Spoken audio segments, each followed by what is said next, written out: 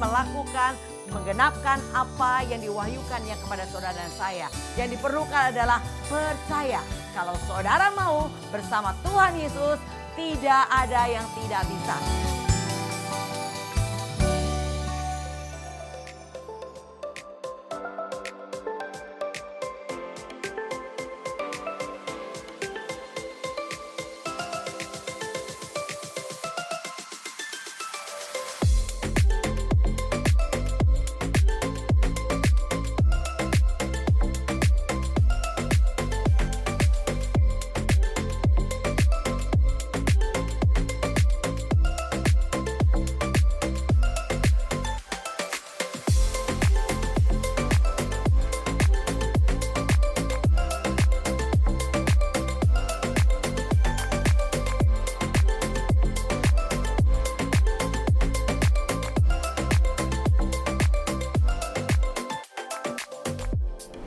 Shalom sahabat Probo, salam jumpa kembali bersama GOB Generation of Breakthrough. Hari ini saya akan bawakan satu tema iman dan misi. Sebelumnya mari kita satukan hati, kita berdoa. Tantinya kami naikkan syukur kepada Tuhan untuk penyertaan-Mu yang hebat sepanjang hari-hari kami. Dan bahkan kesempatan pada saat ini kami boleh belajar kembali kebenaran firman Tuhan. Mari ajar kami Roh Kudus, pimpin, tutur kami untuk kami mengerti kehendak Tuhan. Dalam nama Tuhan Yesus kami siap diberkati. Haleluya, amin. Sahabat Probo, bacaan kita dari 2 Korintus 2 ayat 15 dan 16. Bagi Allah kami adalah bau yang harum dari Kristus di tengah-tengah mereka yang diselamatkan dan di antara mereka yang binasa. Bagi yang terakhir, kami adalah bau kematian yang mematikan, dan bagi yang pertama bau kehidupan yang menghidupkan. Tetapi siapakah yang sanggup menunaikan tugas yang demikian? Saudara, kita dengar tadi bacaan tadi bahwa bagi Allah kita ini saudara orang-orang yang dipanggil Tuhan mendekat kepada Tuhan untuk mengenal Injil terlebih dahulu dan kita mulai diutus untuk pergi. Dan itu adalah bau yang harum di tengah mereka yang diselamatkan saudara. Tetapi bagi orang-orang yang binasa kita ini adalah bau kematian yang mematikan ya saudara. Jadi saudara kita semua dipanggil sebagai orang percaya bukan hanya untuk memenuhi gereja sebagai orang Kristen. Tetapi saudara kita punya tugas yang Tuhan berikan yaitu misi ilahi untuk pergi jadikan seluruh bangsa muridku. Jadi Tuhan punya hati untuk manusia berdosa dan dia berkehendak agar lebih banyak orang diselamatkan. Maka dia panggil saudara dan saya untuk menjalankan misinya. Nah yang kita perlu ingat dalam menjalankan misi yang pertama adalah Tuhan yang membuka jalan. Coba kita baca di ayat 12-nya. 2 Korintus 2 ayat 12. Ketika aku tiba di Troas untuk memberitakan Injil Kristus, aku dapati bahwa Tuhan telah membuka jalan untuk pekerjaan di sana. Ya, jadi saudara, Tuhan membuka jalan untuk Paulus untuk ada di Troas, ya, untuk memberitakan Injil di sana, dan Tuhan yang terlebih dahulu membuka jalan. Nah, oleh karena itu saudara, sia-sia ya kalau kita berusaha dengan segala cara kita untuk melakukan penjangkauan jiwa. Karena Tuhan yang mengutus, Tuhan yang membuka jalan untuk saudara boleh memberitakan Injil dan menjangkau jiwa-jiwa yang hendak Tuhan selamatkan. Nah saudara, Paulus menyadari bahwa Tuhan itu pembuka pintu untuk pekerjaannya. Sehingga pemberitaan Injil dilakukan Paulus selalu mendapatkan kelancaran. Walaupun ia mengalami satu hari di tengah-tengah yaitu mereka orang-orang di Athena yang menyembah banyak patung-patung. Dan pada saat itu Paulus memberitakan dengan penuh keberanian tentang Yesus. Dan ada orang-orang yang menjadi provokator untuk membuat Paulus akhirnya dilemparin batu saudara. Sampai dikira sudah mati. Lalu ditinggalkan, tiba-tiba Tuhan memberi kekuatan kepada Paulus kembali. Dan ia kembali pergi memberitakan Injil. Saudara, bagi orang yang diutus oleh Tuhan, saya percaya Tuhan memperlengkapi, Tuhan memberi kekuatan, Tuhan memberi keberanian dan kemampuan untuk memberitakan Injil di tempat yang Tuhan buka. Jadi artinya Tuhan yang membuka pintu penginjilan. Oleh karena itu saudara hanya perlu berkata, Tuhan ini aku, utuslah aku. Tuhan akan mengutus ke tempat di mana Tuhan mau saudara menyelamatkan jiwa-jiwa. Jadi yang perlu kita lakukan sebagai orang percaya adalah kita harus menjadi peka dengan Tuhan tentang bagaimana kita harus memulai sebuah misi dan tempat mana yang dimintanya untuk kita layani. Ketika saya baru pulang dari mission trip dari kampus tempat saya kuliah. Dan pada saat mission trip itu saya ada tugas di sebuah gereja lokal di sana, saudara. Tetapi jadwalnya itu semuanya sore, saudara. Jadi saya berpikir saya sudah meninggalkan rumah, pelayanan, keluarga, anak-anak. Jadi saya mau maksimal. Jadi saya ambil keputusan untuk saya datang pagi bertemu dengan Ibu Gembala yang menjadi gembala pada saat itu di sana. Dan akhirnya saya bilang, adakah yang bisa kami lakukan atau kami bisa kunjungi untuk kami doakan. Jadi kita berkunjung, saudara, di beberapa orang yang sakit dan kita berdoa untuk orang-orang yang sakit itu sebelum kita pelayanan sore. Dan saya melihat di situ ada satu gereja cukup besar dan saya mau ketemu sama Bapak Gembalanya. Kemungkinan ada di luar jadwal kami di gereja yang ditugaskan untuk kita bisa menjadi berkat. Dan akhirnya gak kebetulan Tuhan yang membuka jalan. Ketika kita habis kunjungan di orang yang sakit, lalu kita keluar menuju ke rumah Ibu Gembala, maka Bapak Gembala yang di gereja, salah satu gereja itu pas pulang, saudara. Jadi kita berpapasan di jalan dan akhirnya kita berkunjung bertemu dengan Bapak Gembala itu dan berbicara, dan akhirnya ada 2 pelayanan yang bisa kami lakukan di jam yang berbeda dengan tugas kami, yaitu di dalam ibadah pemuda di hari Sabtu dan di hari Minggu ibadah raya. Jadi saya percaya Tuhan yang membuka jalan mempertemukan saya dengan gembala di satu gereja yang memang tidak merupakan bagian tugas kami. Nah, saudara, jadi oleh karena itu yang perlu di hatimu adalah untuk Tuhan, ini aku, pakai aku Tuhan. Aku mau Tuhan pakai untuk beritakan Injil, untuk menjangkau jiwa-jiwa. Tuhan yang akan membuka jalannya buat saudara. Yang kedua yang perlu selalu diingat dalam menjalankan misi adalah Tuhan memberi kemenangan. Kita baca 2 Korintus 2 ayat 14. Tetapi syukur bagi Allah yang dalam Kristus selalu membawa kami di jalan kemenangannya. Dengan perantaraan kami ia menyebarkan keharuman pengenalan akan Dia di mana-mana. Jadi dikatakan Tuhan selalu membawa kami di jalan kemenangannya. Jadi misi yang kita jalankan adalah medan peperangan, saudara. Karena jiwa-jiwa yang selama ini menjadi pengikut kuasa dunia ini, hidup dengan cara dunia, melakukan dengan segala keinginan dunia, itu menjadi milik kepunyaan dunia yang harus kita rampas. Kita harus rampas, dan itu perlu peperangan, saudara. Untuk merampas jiwa-jiwa, untuk memenangkan jiwa-jiwa, itu perlu peperangan. Karena kita di medan peperangan yang penuh dengan tantangan. Sepanjang sejarah pelaksanaan misi oleh orang percaya selalu berhadapan dengan bahaya. Kalau saudara baca cerita tentang Paulus di dalam 2 Korintus 11 ayat 23 terus ke bawah, dikatakan Paulus mengalami begitu banyak bahaya. Ada begitu banyak bahaya yang harus dialami. Ada begitu banyak penderitaan yang harus ditanggung oleh Paulus dalam memberitakan Injil. Tapi Paulus tahu bahwa dia sedang bekerja kepada siapa? Dia bekerja kepada Raja segala raja. Dan itu yang saya imani, saudara. Kalau dulu saya bisa bekerja di sebuah perusahaan konglomerat dengan jabatan gaji yang lumayan, tapi hari ini saya jauh lebih bangga karena saya tahu saya bekerja kepada siapa. Saya bekerja kepada Raja segala raja, penguasa alam semesta ini. Dan ini adalah anugerah terbesar kalau saya dipercaya sampai hari ini untuk menjadi alatnya untuk memberitakan kabar baik, saudara. Saya memohon dengan tiada bersama Tuhan, Tuhan layakkan aku tetap melayanimu ya Tuhan, layakkan aku Tuhan. Saya memohon kemurahan Tuhan agar bisa tetap melayani Tuhan. Jadi aneh bagi saya ketika seorang berkata, saya berhenti melayani Tuhan, saya jadi jemaat aja. Halo saudara, engkau yang sudah dipercaya hari ini melayani pekerjaannya, jangan pernah berpikir mundur, jangan pernah menyerah. Karena kita ada di medan peperangan, saudara hanya perlu bertahan. Ada Roh Kudus yang diberikan oleh Tuhan untuk memberi kekuatan agar kita selalu keluar lebih daripada orang-orang yang menang. Engkau hanya perlu matamu fokus sama Tuhan, berjalan di dalam jalannya Tuhan. Lihat karyanya, lihat kuasanya, lihat penyertaannya yang hebat dalam hidup saudara.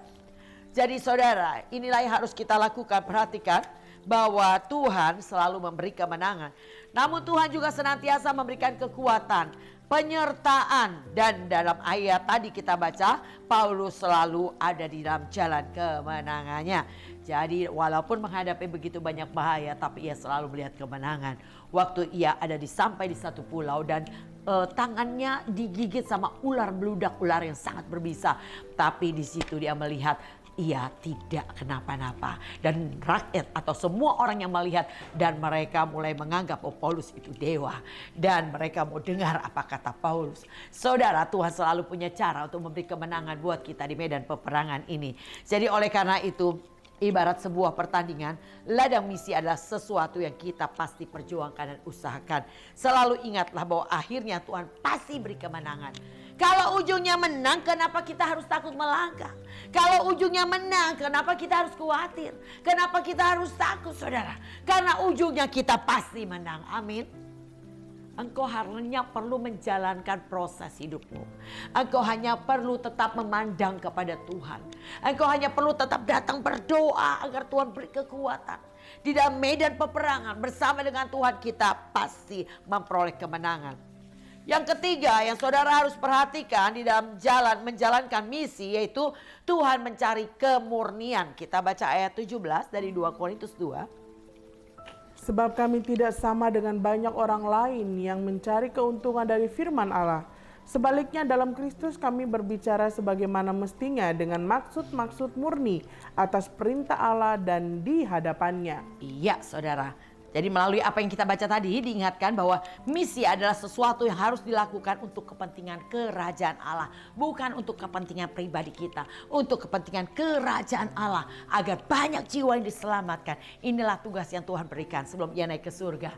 Yaitu amanat agung bagi kita, orang yang dipanggil Tuhan dan diutus oleh Tuhan.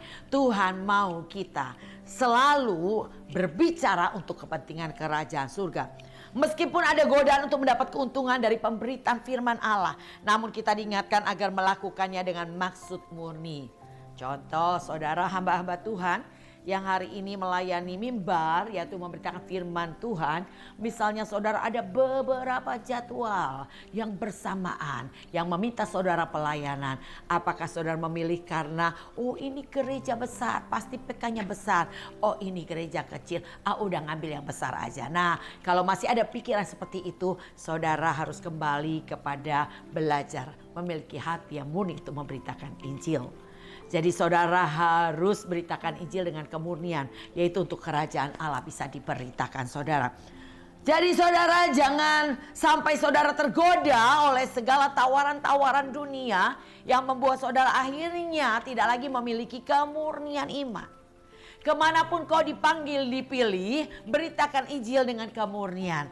Kalau kau mendapatkan upah, terima itu sebagai upah. Tapi kalaupun tidak, kau terima dengan ucapan syukur. Karena dari Tuhanlah kita mendapatkannya.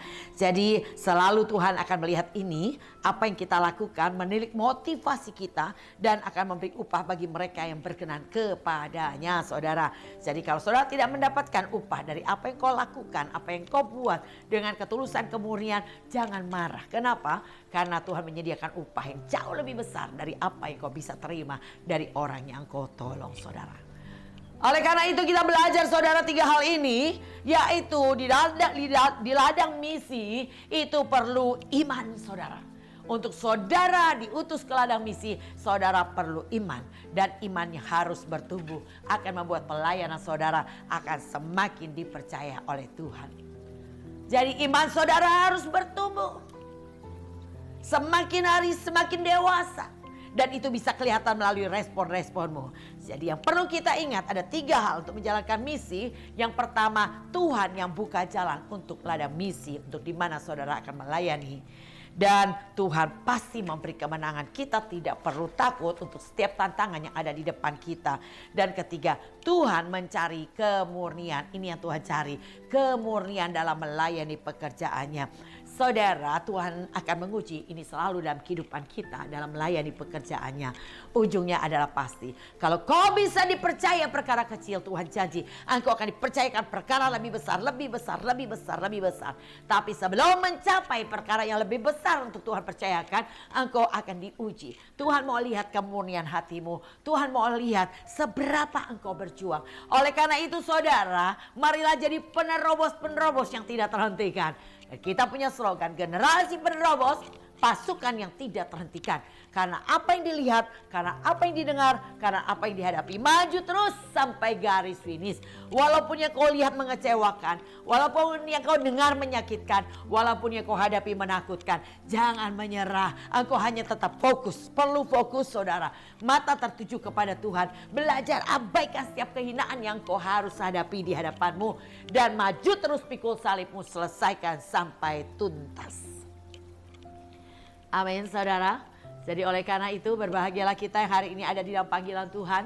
Saudara sudah ada dalam track yang tepat. Ketika engkau sudah tertanam di gereja lokal, engkau sudah terlibat dalam pelayanan, dan engkau maksimal dalam mengikuti pelajaran-pelajaran di gereja lokal saudara. Engkau sudah di posisi yang tepat. Tuhan berkata dalam Wahyu 3 ayat yang ke-11, pertahankan apa yang ada padamu, jangan seorang pun mengambil mahkotamu. Jadi engkau yang sudah melayani Tuhan, layani Tuhan dengan ketulusan, layani Tuhan dengan kemurnian. Seorang yang murni dalam melayani Tuhan, dia tidak akan mundur, dia tidak akan menyerah karena apapun saudara. Karena ia melayani Tuhan, dia akan berkata, hutangku sangat banyak sama Tuhan, aku gak bisa balas, aku mau terus melayani Tuhan. Walaupun dimaki, dihina, gak dianggap, gak dihargai, tidak berhenti melayani Tuhan. Itu baru pelayan Tuhan yang murni. Tapi ketika engkau tidak mendapatkan penghargaan, engkau tidak mendapatkan pujian, dan bahkan engkau dicela, dan kau mulai berhenti untuk melayani Tuhan. Halo saudara, saya mau katakan kau sedang melayani dirimu sendiri, bukan melayani Tuhan. Seorang pelayan Tuhan, dia tidak akan pernah mundur karena apapun. Apa yang dihadapinya dia sadari tidak sebanding dengan apa yang Tuhan sudah buat dalam hidupnya. Tuhan membayar terlalu mahal untuk menyelamatkan kita saudara. Jadi oleh karena itu jangan pernah sia-siakan pengorbanan Tuhan untuk keselamatan kita semua. Bayar harganya, nikmati hasilnya. Semakin mahal harga yang kau bayar untuk mengikuti Yesus, semakin besar berkat yang Tuhan sediakan untuk kau dapat. Oleh karena itu jangan menyerah saudara. Saudara yang jemaat Tuhan, jangan karena hujan kau berhenti cari Tuhan. Hanya karena palamu pusing kau tidak lagi datang kepada Tuhan. Saya mau katakan saudara bersama-sama dengan saya slogan ini. Datang kepada Tuhan, keadaan pasti lebih baik. Setiap kali kau datang pasti keadaanmu lebih baik. Tuhan tidak pernah datang dengan tangan hampa. Engkau sedang mencari Tuhan ketika kau datang kepada Tuhan. Dan pada saat itu Tuhan berkata, 2-3 orang berkumpul dalam namaku, aku hadir. Ada Tuhan yang hadir. Dan Tuhan tidak pernah hadir dengan tangan hampa. Dia menyediakan 2 kekuatan buat saudara dan pengurapan. Engkau tidak menyadari bahwa Tuhan mengurapi dan memberi kekuatan kepada saudara. Tapi ketika kau hadapi masalah, engkau akan lihat, kok sekarang gak apa-apa ya. Kalau dulu saya dengar gini pasti marah. Kok sekarang saya udah gak marah ya. Nah, itulah kekuatan pengurapan yang Tuhan berikan ketika kau datang kepada Tuhan. Jadi oleh karena itu saudara, belajarlah tetap bertekun, cari Tuhan saudara. Tuhan jelas berkata, carilah aku maka engkau akan sembuh. Dan itu adalah janji Tuhan. Carilah aku maka engkau akan hidup. Itu adalah janji Tuhan saudara. Hidup yang dimaksud Tuhan berkata, aku datang memberi hidup yang berkelimpahan. Jadi oleh karena itu kenapa Tuhan katakan kejarlah ibadah. Latihlah dirimu beribadah. Ibadah berguna dalam segala hal. Mengandung janji untuk hidup ini dan hidup yang akan datang. Ya, karena di dalam ibadah ada Tuhan yang hadir di sana. Di dalam ibadah ada kekuatan pengurapan yang Tuhan berikan.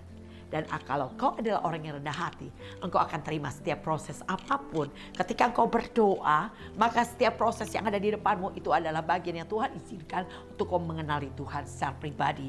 Ketika engkau dalam masalah ekonomi, Tuhan mau menyatakan dia Jehovah Jireh, Allah yang menyediakan. Ketika engkau dalam masalah sakit penyakit, Tuhan akan nyatakan dia Allah penyembuh. Jadi oleh karena itu datanglah kepada Tuhan seperti kau berjuang untuk bisa datang ke dokter, ke rumah sakit untuk berobat. Pakai BPJS datang pagi sampai sore, sampai malam saudara rela nunggu. Padahal kalau saudara datang sama Tuhan udah 4 kali saudara bisa ikut ibadah. Dan di situ selalu ada kesempatan Tuhan menjamah, memulihkan dan menyembuhkan. Halo saudara, kembalilah berimanlah kepada Tuhan. Percayalah kepada Tuhan lebih daripada engkau percaya kepada dunia. Dunia bisa memberikan kesembuhan, tapi dunia tidak bisa memberi jaminan keselamatan. Dunia tidak pernah bisa berkata, kamu pasti sembuh, tapi Tuhan pasti bisa berkata. Tuhan berkata, dengan bilur-bilurku engkau telah sembuh. Itu yang Tuhan janjikan buat kita semua. Jadi oleh karena itu yang harus kita lakukan hari ini, mendekatlah kepada Tuhan. Fokus saudara kepada Tuhan, lebih kepada dunia. Berpikir untuk perkara di atas lebih daripada perkara di bumi ini. Itu adalah gadis bijaksana. Itu adalah orang-orang yang benar. Orang-orang yang mencari Tuhan dengan lebih sungguh-sungguh. Ketika masalahmu berat, bukan kau menjauh dari Tuhan. Bukan kau marah sama Tuhan. Tapi kau harus lebih dekat sama Tuhan. Percayalah saudara, ketika kau datang sama Tuhan, keadaanmu pasti lebih baik. Ya ada masalah, Tuhan beri solusi. Ketika engkau berbeban berat, Tuhan angkat bebanmu, beri kelegaan. Ketika engkau sakit, Tuhan akan sembuhkan. Jadi jangan lagi alasan sakit untuk membuat engkau tidak datang kepada Tuhan. Tanpa sadari engkau sudah berkata, kalau aku datang lagi pusing, ntar aku bisa pusingku tambah parah. Wah saudara, itu ada perkataan kurang ajar. Yakinlah dia bisa menyembuhkan saudara. Datanglah kepada Tuhan, carilah Tuhan. Di Alkitab dikatakan, semua orang yang sakit dibawa datang kepada Tuhan, mereka disembuhkan. Dan Tuhan mau melihat orang-orang yang ngotot saudara. Seperti seorang yang lumpuh, saya percaya yang membuat 4 pengusung itu membawa naik ke atas atap untuk diturunkan lewat atap di hadapan Yesus, orang yang lumpuh itu perlu dorongan yang kuat dari si orang lumpuh. Kalau orang lumpuh nggak berani, dia bilang jangan-jangan nanti aku jatuh, udah deh nggak usah lah karena nggak bisa masuk, ya sudah kita pulang. Kalau orang lumpuh berkata begitu, saya percaya 4 orang itu tidak akan pernah nekat untuk membawa orang lumpuh itu lewat atap turun di hadapan Yesus. Jadi perlu ngotot, orang yang sakit itu datang cari Tuhan saudara. Perlu ngotot seorang ibu yang karena anaknya kerasukan setan dan sangat menderita untuk bisa dijamah disembuhkan Tuhan. Karena dia berseru, Yesus anak Daud tolong anak saya kerasukan setan dan sangat menderita. Dan Yesus melihat dan kembali berjalan. Dia berteriak makin keras, murid-murid usir dia. Dia berkata makin kuat dan Tuhan berkata, aku datang bukan untuk kamu. Tapi wanita itu tidak menyerah. Wanita itu tidak bilang, susah lah ya. Orangnya gak mau denger saya teriak, saya berseru, udah capek begini. Dia masih jalan terus, udahlah pulang aja. Kalau wanita itu berkata demikian, dia tidak akan melihat kuasa yang hebat dari Tuhan yang menyembuhkan. Dan bahkan ketika ia makin mendekat, makin menyembah Tuhan, Tuhan katakan tidak layak memberi roti yang harusnya diberikan kepada anak, diserahkan kepada anjing. Saudara, Yesus melihat respon wanita itu. Wanita itu berkata, benar Tuhan, tapi anjing juga makan dari remah-remah, dari roti, sisa roti di meja tuannya. Dan apa kata Yesus setelah itu? Yesus katakan, besar imanmu ibu, dan seketika anaknya sembuh. Kata besar imanmu ibu artinya wanita ini lulus saudara ujian. Tuhan cuman uji, Tuhan mau lihat respon wanita ini ketika dikatakan hal yang demikian kepadanya. Dan wanita ini terima prosesnya. Berikutnya kita tahu bahwa anaknya disembuhkan seketika itu juga. Saudara sadarilah bahwa kalau kau belum menerima jawaban doa bukan karena Tuhan gak menjawab. Tuhan mau lihat responmu seberapa engkau berharap kepada Tuhan. Saya melihat seorang oma umur 84 tahun mencari Tuhan dengan sangat luar biasa. 2 kali ia jatuh dan ia tidak bisa bangun. Tapi ibu ini sangat ngotot untuk dibawa datang sama Tuhan. Dari pertama digotong, dipapah, dia pakai payung berjalan, pakai tongkat sampai akhirnya lepas tongkat. Dia hanya berkata begini, kalau aku belum sembuh doa pagi, aku harus ikut persekutuan doa. Kalau belum sembuh, aku harus ikut komsel. Kalau belum sembuh masih ada pagi doa pagi. Dan dia gak berhenti berharap sama Tuhan. Dan saya selalu melihat pengharapan di dalam Tuhan tidak mengecewakan. Ibu ini selalu mengalami kesembuhan dan kesembuhan. Dan yang lebih luar biasa bagaimana ibu ini meninggal di usia 84 tahun. Pada saat itu kami gereja sedang mengadakan hari raya ulang tahun gereja. Dan saya dengan WBI Ibadah Wanita, saya katakan ayo kita nyanyi ya. Nanti Oma duduk di depan ya. Kita nyanyi hidup ini adalah kesempatan. Dan pada hari itu, di hari Minggu, ibu ini sudah mandi sendiri, dandan sendiri, sudah rapi saudara. Sampai di gereja, saat itu saya masih ada urusan. Jadi Oma ini udah sampai terlebih dahulu di gereja, naik tangga ke lantai 2 sendiri. Duduk di tempat kursinya seperti biasa. Lalu ada para imam musik sedang latihan. Nah pada saat itu dia begini saudara. Dia dada sambil tersenyum. Tiba-tiba dia mengembuskan napasnya. Wow, indah sekali bukan? Jadi oleh karena itu saudara, Tuhan mau kita cari Tuhan. Pada saat itu saya nggak tahan nangis, nyanyi. Hidup ini adalah kesempatan. Oma ini sudah menggunakan kesempatan untuk hari yang dipercayakan Tuhan kepadanya. Sampai garis finish, ia cari Tuhan. Mari hendaklah saudara dan saya lakukan hal demikian. Carilah Tuhan selagi ada kesempatan hari ini. Selagi Tuhan berikan nafas buat engkau, ini kesempatan cari Tuhan. Tuhan akan buka jalan untuk pelayanan misi bagimu. Dan engkau akan berarti. Hidup jadi berarti karena Yesus ada di dalam hidupmu. Hidup kita berarti karena kita bisa menjadi berkat bagi orang lain. Kita bisa, Tuhan pakai kita untuk kita menjadi berkat, membawa jiwa-jiwa untuk diselamatkan. Melalui pemberitaan Injil. Dan saya merasakan bahwa ternyata untuk beritakan Injil pun bukan kekuatan kita. Tapi Tuhan yang mewahyukan perkataannya untuk kita sampaikan. Jadi saudara, seperti Paulus katakan, aku tidak layak disebut rasul. Dalam 1 Korintus 15 ayat 9 dan 10. Karena aku ada orang yang paling hina di antara semua rasul. Karena kasih karunia aku ada sebagaimana aku ada. Dan aku tidak menyia-nyiakan kasih karunia yang Tuhan berikan. Tapi aku bekerja lebih keras dari yang lain. Tapi bukan aku, kata Paulus. Tapi kasih karunia itu yang memampukan ia untuk bekerja lebih keras dari yang lain. Saudara dan saya percaya hamba-hamba Tuhan yang ada, yang melihat program ini, engkau pasti akan merasakan hal yang sama. Seperti Paulus rasakan, seperti saya rasakan. Bukan karena kita, tapi Tuhan yang memampukan kita. Tuhan yang memperlengkapi kita untuk kita memberitakan Injil dengan penuh keberanian. Demikian sahabat Penobos, biarlah sahabat Penobos mari dengan penuh sukacita responi panggilan Tuhan untuk diutus untuk menjadi alatnya bagi pekerjaannya, untuk memberitakan Injilnya agar banyak jiwa yang diselamatkan. Percayalah saudara, Tuhan tidak membiarkan saudara sendiri, tapi Tuhan akan buka jalan untuk pelayanan ini dan Tuhan pasti beri kemenangan dan Tuhan terus menyelidiki hati saudara. Kemurnian hati saudara akan diuji. Jika engkau melayani dengan hati yang murni, lihatlah Tuhan tidak tanggung-tanggung. Tuhan berkata, tidak cukup kau menjadi hambaku, tapi kau akan menjadi terang bagi bangsa-bangsa. Tuhan menyediakan tempat pelayanan jauh lebih luas buat saudara dan saya. Yang diperlukan adalah tetap layani dia dengan kemurnian hati. Demikian sahabat Penobos, saya akan berdoa buat sahabat Penobos yang hari ini Tuhan panggil untuk kau diutus untuk melayani misi. Biarlah engkau belajar dari 3 hal ini, terutama memiliki kemurnian hati dalam melayani dia. Saya akan berdoa buat sahabat Penobos. Nantinya kami akan syukur untuk apa yang sudah kami terima. Roh Kudus mampukan. Bukan hanya kami jadi pendengar, tapi kami mau Tuhan kau utus pergi untuk beritakan Injilmu. Menceritakan kabar baik. Menceritakan keselamatan daripada Tuhan kepada orang di sekeliling kami. Dan kami percaya Tuhan membuka jalan untuk kami memberitakan kabar baik. Dan kami percaya Tuhan pasti beri kemenangan. Dan biarlah setiap Tuhan uji, kami boleh kedapatan memiliki hati yang murni di hadapan Tuhan. Terima kasih Bapa untuk pengurapan-Mu. Segala puji syukur kami kembalikan dalam nama Tuhan Yesus. Demikian sahabat Penobos, biarlah saudara tetap menerobos segala rintangan, tetap maju dalam setiap pekerjaan Tuhan yang Tuhan percayakan, selesaikan sampai tuntas. Saya akan mengundang sahabat Penobos bergabung bersama kami dalam komunitas pemuritan GOB.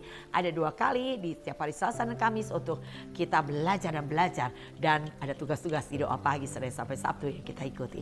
Tuhan Yesus memberkati. Salam GOB.